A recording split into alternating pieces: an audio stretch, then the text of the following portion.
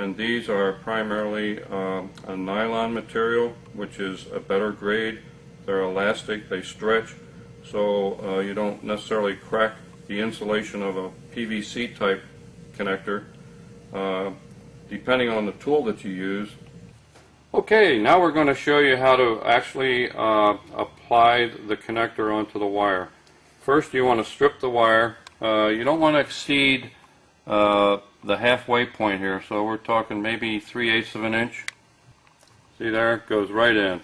Perfect fit, no jam problems, and it's nice and snug up against the barrel, and that's what you want, because you don't want to expose any of the copper stranding. Now, next step is to choose the proper crimp location on your tool, and in this case it's right in here where it says 22 to 14 gauge. The blue is 14 and 16, so it fits right in that range. So let's do a nice solid crimp with the compression style crimper. Once the crimp is complete, you'll notice that it has a curvature like a half moon on each side, and that's really what you're looking for.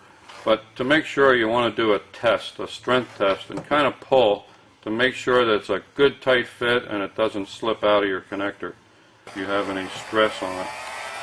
You apply heat. You don't want to get too close because it can burn the wire.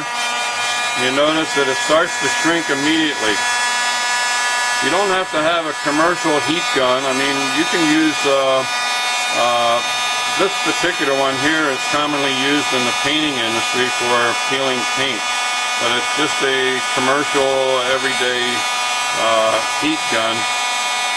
A hair dryer would not produce enough heat to shrink down properly, so you want to use something that produces more BTU. Well, you can see by looking at the connection, the glue is starting to come out of the end there, which means that the adhesive inside has melted to a point where it forms a complete bond and a seal. Now you see how simple that is? Took a few seconds. You've got a good solid connection. You could actually put that in acid, chemical, salt water, and it's not going to penetrate the wire. And that's the beauty of having a heat shrink connector. So you can see the glue coming out there as well.